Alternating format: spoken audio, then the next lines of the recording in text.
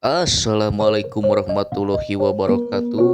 Teman-teman sekalian, terima kasih sudah mengklik video ini dan senantiasa menunggu daripada konten cerita wayang.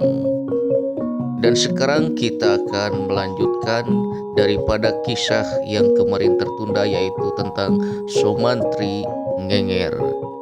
Sebelum itu, kita sarankan untuk like, subscribe, serta komen kekurangan serta request lakon yang akan kita garap selanjutnya.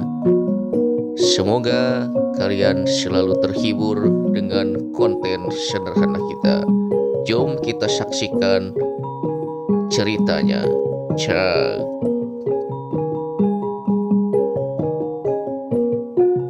Setelah diperintahkan oleh Arjuna Sasrabahu untuk memindahkan Taman Sriwedari ke alun-alun kota Maespati, Somantri pun sangat merasa bingung karena dia tidak pernah mendengar yang namanya Taman Sriwedari.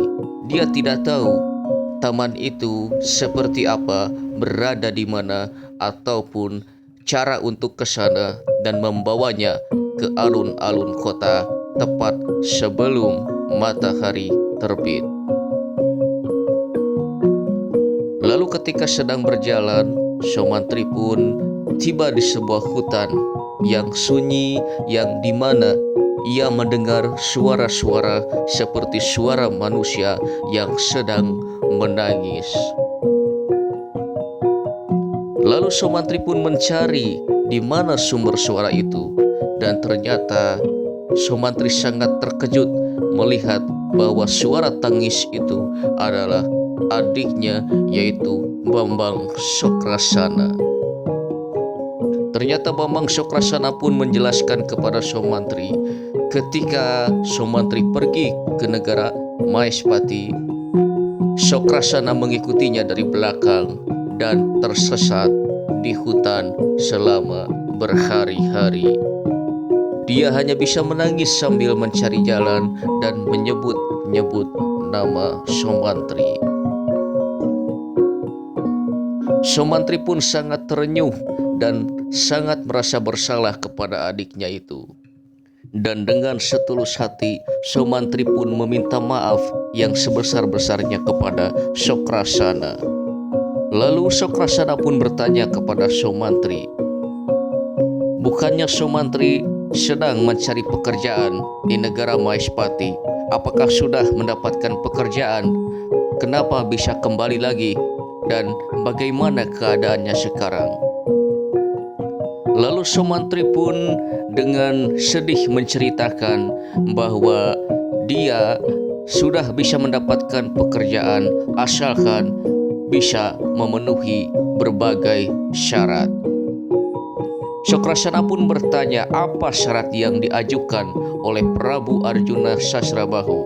Somantri pun menjelaskan bahwasanya dia diminta untuk memindahkan Taman Sriwedari ke alun-alun Maespati, sedangkan Bambang Somantri sendiri tidak mengetahui di mana letak Taman Sriwedari dan harus berapa lama menuju sana, sedangkan Prabu Arjuna Sasrabahu memberikan tenggang waktu hingga fajar datang. Sokrasana yang mendengar cerita dari Bambang Somantri pun sedikit tertawa bahwasannya dia sanggup untuk membawa Somantri ke Taman Sriwedari.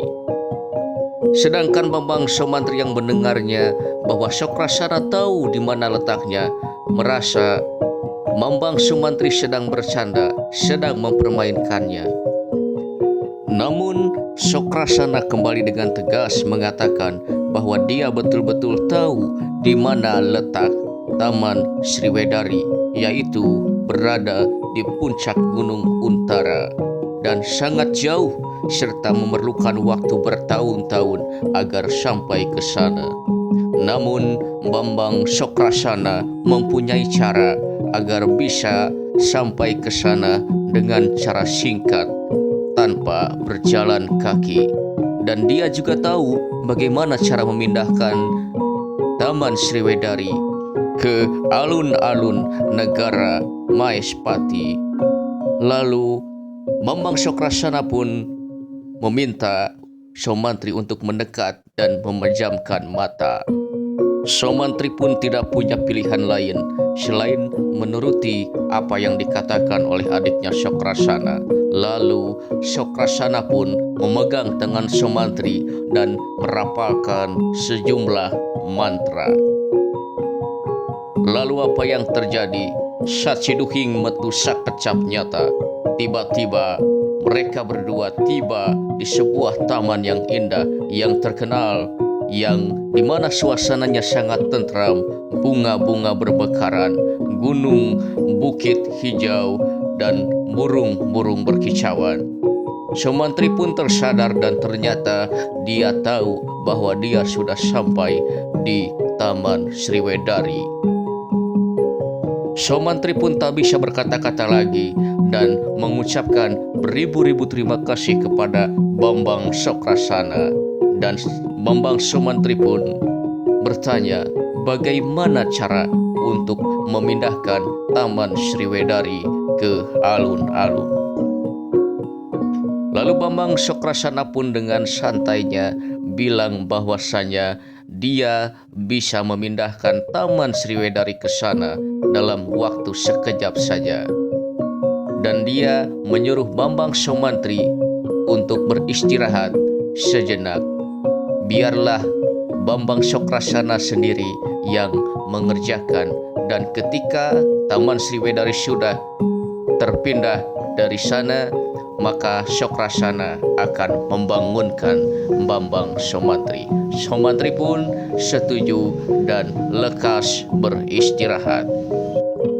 Sokrasana segera merapalkan mantra-mantra dan kemudian secara ajaib dan kasat mata tiba-tiba seluruh Taman Sriwedari dipindahkan ke alun-alun negara Maespati.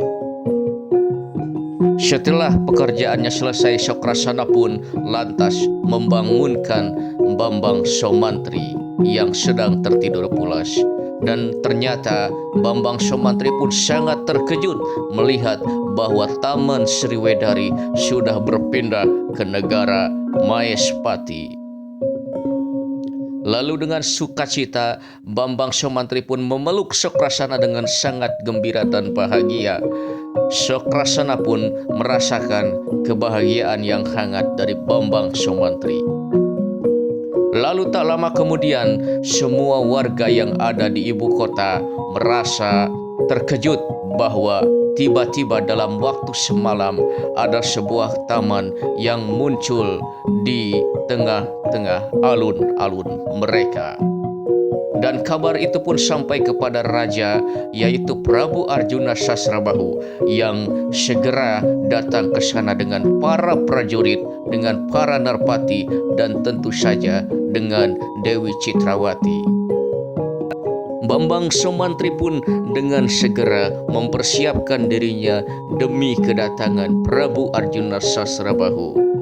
Lalu dia pun melihat kepada Bambang Sokrasana dan dengan isyarat meminta kepada Bambang Sokrasana untuk bersembunyi. Lalu Sokrasana pun menolak tentu saja dan takut ditinggal kembali oleh Bambang Saumantri. Saumantri pun lekas memaksa kepada Sokrasana agar bersembunyi sebelum raja datang. Namun Sokrasana pun tetap tidak mau. Saumantri dengan terpaksa mengeluarkan senjatanya demi menakut-nakuti Bambang Sokrasana. Namun ternyata senjata itu terlepas dari tangannya dan secara tidak sengaja mengenai Bambang Sokrasana. Dan Sokrasana pun di situ masing pati tumakaning perlaya mati, meninggal dunia tertusuk panah dari Bambang Saumantri. Bambang Saumantri pun menangis sejadi-jadinya, tidak kuasa menahan air mata dan menyesali apa yang telah dia lakukan kepada Bambang Sokrasana. Dan di tengah ratapan Bambang Sumantri mendengar sebuah suara dari Sokrasana, yang dimana Sokrasana akan selalu menunggu Bambang Sumantri agar bisa pergi bersama-sama. Sumantri pun menangis sejadi-jadinya, dan dengan ini, dengan kematian Sokrasana, kisah daripada Sumantri Ngengir kita tutup bersama-sama. Tamat. Oke teman-teman sekalian, sekian kisah yang cukup panjang dari bab Sumantri Ngengir. Semoga kita dapat mengambil pelajaran daripada kisah yang kita dengarkan tadi, dan semoga kita selalu dalam lindungan Tuhan yang Maha Kuasa, Allah Subhanahu wa Ta'ala. Tutup lawang sigotaka. Ciao.